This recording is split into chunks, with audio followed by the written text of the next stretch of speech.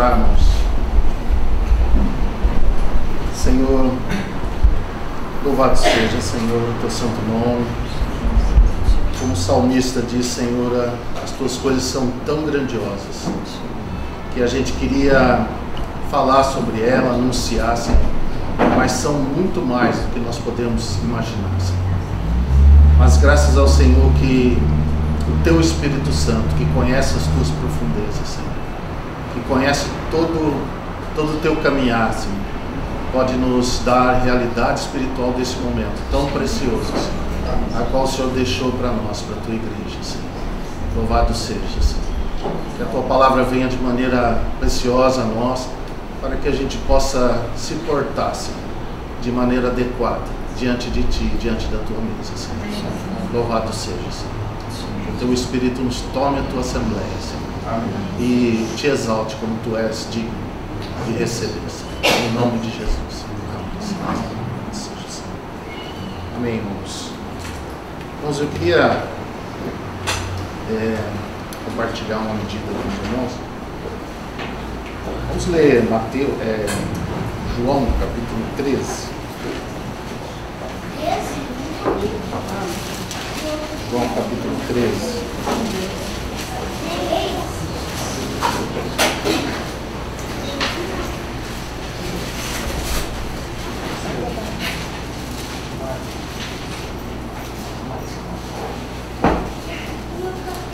João capítulo 13, verso 34. Os irmãos, a gente já compartilhou algo sobre isso com os irmãos, que João, ele não trata da ceia, do momento da ceia em si, mas ele trata sobre o momento da mesa do Senhor. Então o capítulo 13, 14, 15 e 16 foi o momento da mesa do Senhor. A ceia, ela faz parte da mesa do Senhor, de tudo aquilo que o Senhor tratou e compartilhou lá com os seus discípulos. E nesse texto aqui ele diz assim: um novo mandamento vos dou, que vos ameis uns aos outros, como eu vos amei a vós, que também vós uns aos outros vos ameis. O assunto nosso, irmãos, não é o mandamento que o Senhor nos deu, mas porque não é adequado para esse momento. Mas essa expressão que o Senhor diz assim: como eu vos amei. Como é que o Senhor nos amou? Há muitas coisas que nós podíamos falar acerca desse amor do Senhor por nós. Mas neste momento eu queria compartilhar com os irmãos acerca do opróbrio de Cristo, acerca do vitupério de Cristo, acerca da vergonha de Cristo, da desonra de Cristo. Então, essa desonra, nós já tivemos, irmãos, a gente mesmo já compartilhou com os irmãos acerca do amor do Pai. E aqui nós queremos ver o amor do Senhor, o que Ele passou, e isso é uma expressão desse amor do Senhor por nós. Então eu queria ver com os irmãos, porque quando nós falamos acerca do opróbrio de Cristo, ou da vergonha de Cristo, da desonra de Cristo, nós sempre lembramos acerca da cruz, como é fato que foi o ponto crucial dessa vergonha, aquela morte de cruz. Mas eu queria ver com os irmãos, vamos ver o Salmo 109, irmãos. Salmo 109. Os irmãos, nós vamos ver que esse opróbrio do Senhor, ele começou muito antes.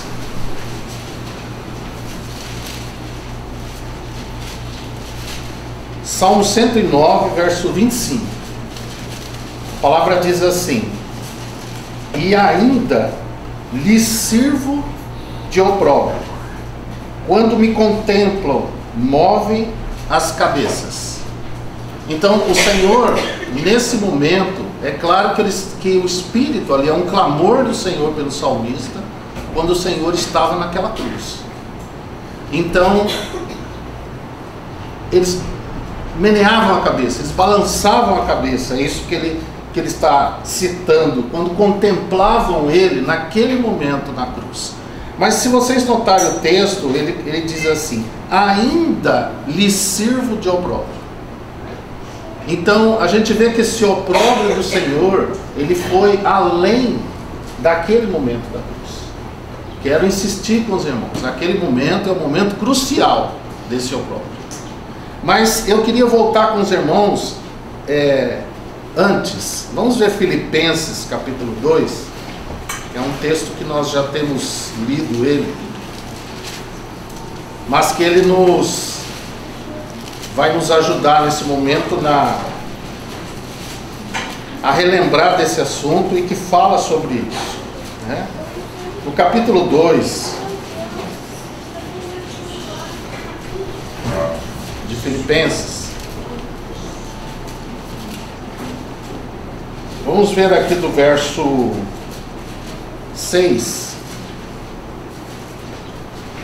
até o verso 11, diz assim: que sendo em forma de Deus, não teve por usurpação o ser igual a Deus, mas aniquilou-se a si mesmo, tomando a forma de servo, fazendo-se semelhante aos homens, e achado na forma de homem, humilhou-se a si mesmo, sendo obediente até a morte, morte de cruz. Pelo que também Deus o exaltou soberanamente, lhe deu um nome que é sobre todo nome, para que ao nome de Jesus se dobre todo o joelho dos que estão nos céus, na terra e debaixo da terra, e toda língua confesse que Jesus Cristo é o Senhor, para a glória de Deus Pai. Então, esse momento pela qual a palavra nos fala aqui, irmãos, ela começou desde antes da fundação do mundo. Se os irmãos olharem comigo, começou lá diante dos principados e potestades. Vamos ver o capítulo 17 de João, no verso 5. Jesus nos dá uma direção sobre isso, naquela oração sacerdotal dele. Capítulo 17 de João, o verso 5. Ele diz assim, no verso 4, ele estava orando ao Pai, dizendo assim: eu glorifiquei-te na terra, tendo consumado a obra que me deste a fazer. E agora glorifica-me tu, ó Pai, junto de ti mesmo, com aquela glória que tinha contigo antes que o mundo existisse. Então nós vemos pela palavra, irmãos, e Apocalipse 13, 8 nos fala sobre isso, que o Cordeiro, ele foi morto desde antes da fundação do mundo. Então esse vitupério do Senhor, esse opróbrio do Senhor, ele já começou desde antes da fundação do mundo. Então quando o Senhor Jesus ele fala aqui ao Pai, que ele ora ao Pai, ele pede isso: Pai, glorifica-me tu com a glória que eu tinha contigo antes que o mundo existisse. Então ele tinha uma glória lá antes que o mundo existisse, e ele pede que o Pai o glorificasse, devolvesse a ele aquela glória que ele tinha.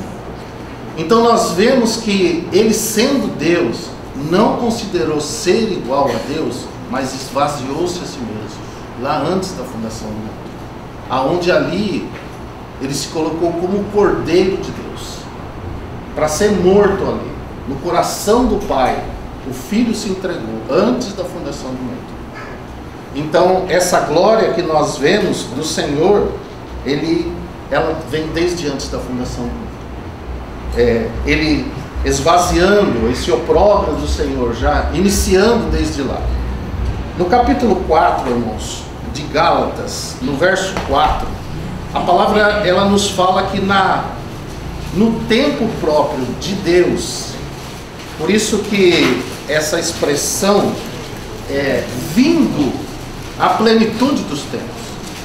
Então, aquilo que já estava no coração do Pai antes da fundação do mundo, houve um tempo em que o Senhor Jesus, ele esvaziou-se, continuou se esvaziando daquela sua glória, nunca da sua divindade. O Senhor não se esvaziou da sua divindade em momento algum, irmãos. Nós temos que ter muito cuidado com isso. mas ele esvaziou-se da sua glória. Então, no capítulo 4, no verso 4, diz assim: mas vindo a plenitude dos tempos, Deus enviou o seu Filho, nascido de mulher, nascido debaixo da lei, para remir os que estavam debaixo da lei, a fim de recebermos a adoção de filhos. Então nós vemos que, chegando na plenitude dos tempos, esse Deus, ele se esvaziou mais ainda. Ele tomou esse opróbrio e se colocou, foi gerado lá no ventre de Maria. Então ele chegou ao mínimo que é a concepção do homem. Agora, algo, irmãos, que nos chama muito a atenção nesse momento, né? Se os irmãos verem, por exemplo, Isaías capítulo 7, verso 14 e 15, esse opróbrio, essa vergonha do Senhor chegou a um ponto tal, né, de inconsciência. Vamos ver capítulo 7, verso 14 e 15. Isaías 7, verso 14 e 15. Porque ele esvaziou-se, nasceu lá, foi gerado no ventre de Maria, como nós vimos. Mas veja o que o texto da palavra nos fala aqui, irmãos. Diz assim: portanto, o mesmo Senhor vos dará um sinal, e eis que uma virgem conceberá, e dará à luz um filho, e será o seu nome Emanuel. Manteiga e mel comerá, até que ele saiba rejeitar o mal e escolher o bem. Irmãos, nós temos que imaginar o que isso significa. Daquele Deus infinito, imortal, ele esvaziasse a si mesmo, esvaziou-se completamente, ao ponto de ser gerado no ventre de Maria, numa condição de inconsciência. Isso é muito grandioso para nós pensarmos, mas para o Senhor foi um opróbrio muito grande. E tudo isso, irmãos, está envolvido o amor do Senhor. Vocês vejam que o Senhor diz: como eu vos amei. Mas ainda vai mais ainda, né? Porque ali ele foi gerado sem pecado, ele era santo. Mas ele chegou ao ponto, como a palavra nos fala aqui, da inconsciência, de poder ter uma idade tal que não tinha condições de discernir o bem e o mal. Irmão, isso parece loucura, mas a palavra nos ensina sobre isso, nos fala sobre isso. Então, não só, mas essa vergonha continuou sobre ele quando ele nasceu numa manjedoura. A palavra nos fala em 2 Coríntios 8 que ele, sendo rico, se fez pobre por amor de nós. O Criador dos céus e da terra, aquele em quem dele é o ouro e a prata, como a palavra nos fala, ele nasceu numa manjedoura. Vamos ver, irmãos, em Lucas capítulo 3, verso 23, nós vemos que esse opróbrio continuou sobre ele. Lucas 3,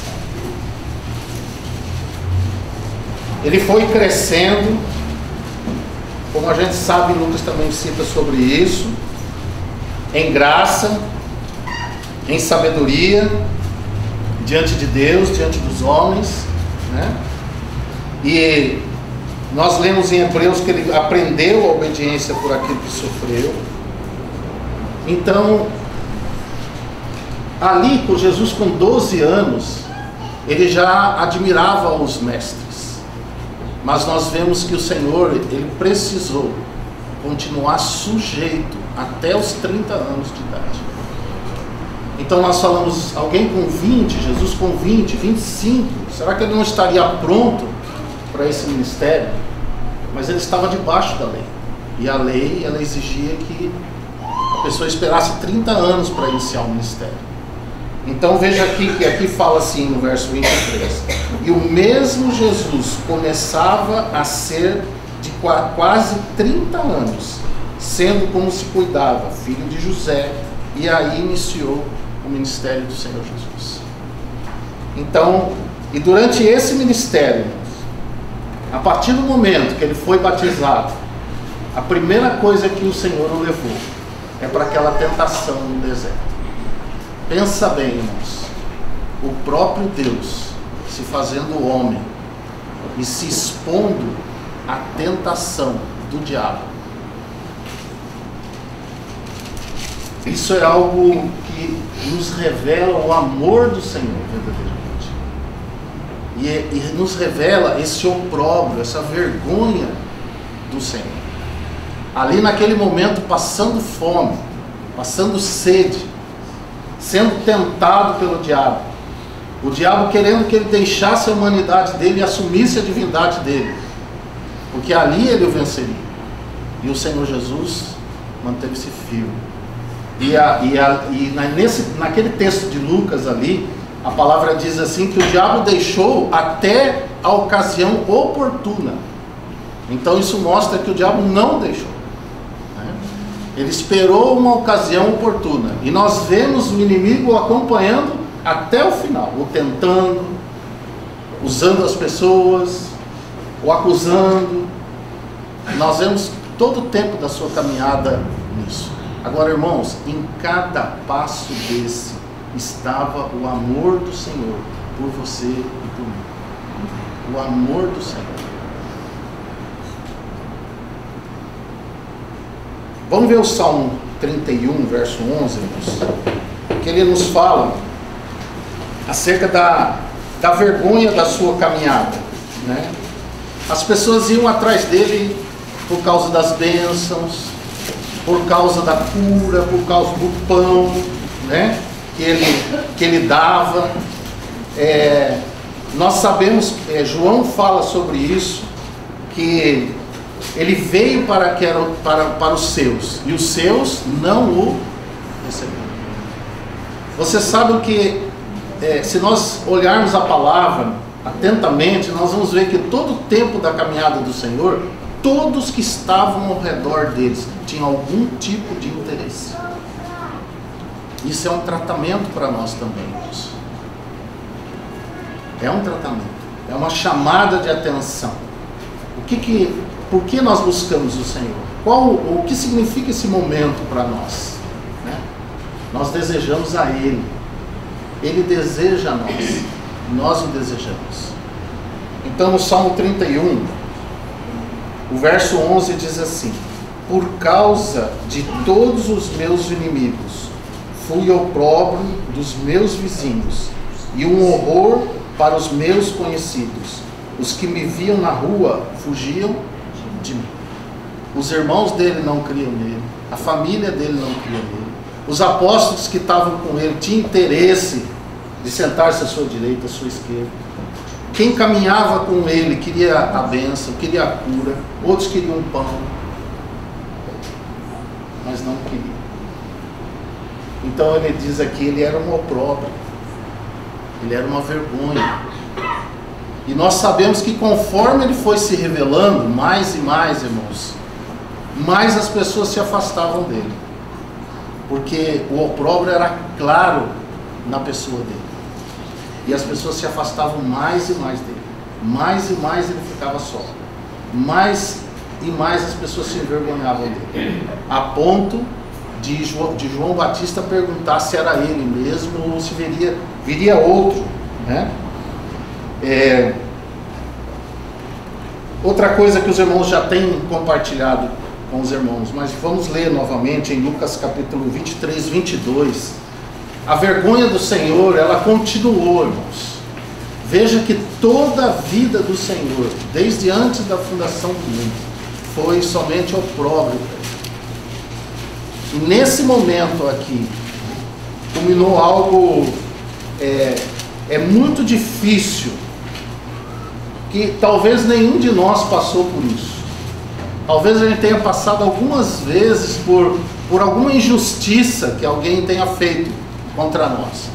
Mas você sabe, irmãos, que desde aquele momento, antes da fundação do mundo, o que sustentou o Senhor, irmãos, até aquele momento da cruz, foi o amor dele por nós. Foi o amor dele por nós. Então, quando ele chegou aqui diante de Pilatos, que eles olharam para ele, eles não puderam ver nele culpa alguma, mas o julgaram sem causa, o condenaram sem culpa. Ele diz assim, 23, 22. Então ele, pela terceira vez, lhes disse: mas que mal fez este? Não acho nele culpa alguma de morte. Castigá-lo-ei, pois, e soltá-lo-ei. Então, pela terceira vez, os irmãos já compartilharam sobre isso, foi mandado para Herodes, voltou de novo, Pilatos, depois foi para Herodes, depois voltou novamente. E eles não acharam culpa nele, mas ele foi condenado. Sem causa. Isso é uma vergonha muito grande. Muito grande. E o coração do Senhor sempre foi justiça e verdade. Sempre foi. O coração do Senhor sempre. Nada, uma palavra sequer, um pensamento sequer do Senhor teve injustiça. Não houve verdade. Sempre foi justiça e verdade. É a base do trono de Deus. E o condenaram a si mesmo. O condenaram. Irmãos, e essa vergonha, ela culminou na cruz do Calvário. Ali foi o ápice dessa vergonha do Senhor.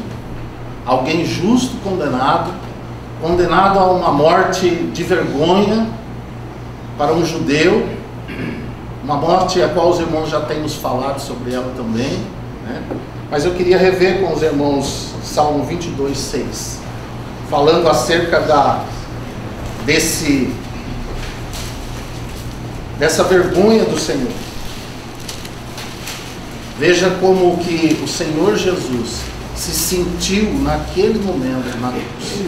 Mas uma coisa eu tenho sempre lembrado os irmãos, quero lembrar novamente: o Senhor Jesus nunca perdeu a sua alegria, nunca abandonou o seu amor por nós,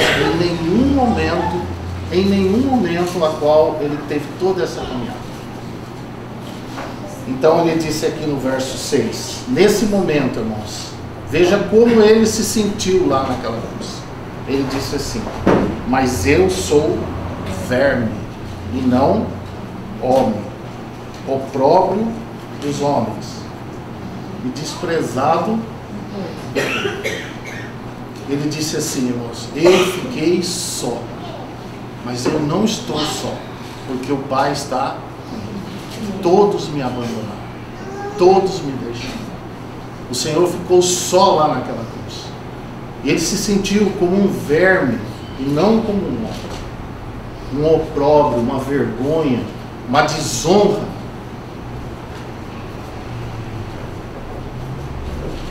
Mas vamos voltar E tudo isso, irmãos, como nós lemos lá em João 15, tudo isso foi por causa do amor do Senhor. Foi o amor que sustentou tudo isso, toda essa vergonha. Mas vamos voltar lá em Filipenses, irmãos. Vamos voltar lá em Filipenses capítulo 2. Veja que nós lemos, né, que ele não teve por usurpação ser igual a Deus, mas ele humilhou-se a si mesmo, tomou a forma de homem, como nós vimos, e foi obediente até a morte, e morte de cruz. Mas no verso 9, irmãos, há uma expressão aqui do Senhor que diz: pelo que também Deus o exaltou soberanamente e lhe deu um nome que está sobre todo nome, para que ao nome de Jesus se dobre todo o joelho dos que estão no céu, na terra e debaixo da terra, e toda língua confesse que Jesus é o Senhor, para a glória de Deus Pai. Deus, ali naquele momento, ele se tornou um verme, não homem, opróbrio, mas Deus o exaltou soberanamente. Agora toda língua, todo joelho vai se dobrar, tem se dobrado, vai se dobrar, toda língua vai confessar, tem confessado e vai confessar que Jesus Cristo é o Senhor, porque Deus o exaltou soberanamente e lhe deu um nome que está acima de todo nome. O Pai lhe deu a glória, devolveu a ele a glória que ele tinha com ele desde antes da fundação do mundo. Mas, amados irmãos, esse opróbrio do Senhor, essa vergonha do Senhor, foi tudo por amor a nós. E só há uma coisa, amados, de nós fazermos nesse momento a esse Senhor, que aqui está representado por esse pão e por esse cálice, mas que ele está presente aqui no meio de nós. Há uma realidade espiritual, você goza dessa realidade espiritual, porque esse opróbrio do Senhor se tornou em salvação para nós. Esse amor não foi algo que acabou, ele trouxe algo glorioso para o Senhor, que foi a nossa salvação, e ele continua nos amando, porque ele disse: aquele que eu amei, amei até o fim. Ele continua nos amando, e esse amor, irmãos, é que sustenta a nossa comunhão com o irmão. Louvado seja o Senhor. Que o Senhor nos dê nesse momento, né? O Espírito nos ajude a adorá-lo, a louvá-lo, a agradecê-lo, que nos dê uma realidade também, irmãos, porque nós às vezes ouvimos sobre isso, sobre vergonha, mas nós não entendemos muito bem. Mas vamos pedir nesse momento que o Espírito nos revele isso, porque através disso, não pela vergonha em si, mas pelo amor do Senhor, ali revela: assim como eu vos amei, para que isso revele o amor do Senhor por nós, e a gente possa corresponder a esse amor em adoração. Amém? Em nome do Senhor.